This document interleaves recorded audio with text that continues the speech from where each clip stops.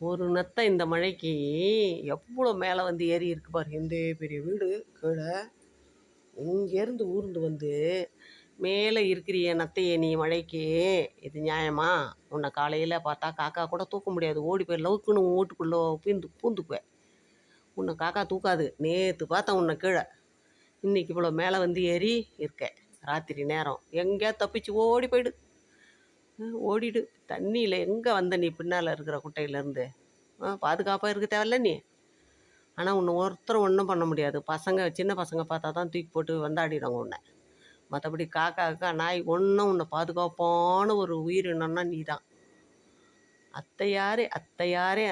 உன்னை என்ன பாட்டு போடுவாங்க? மாற்றி பாடுறேனே.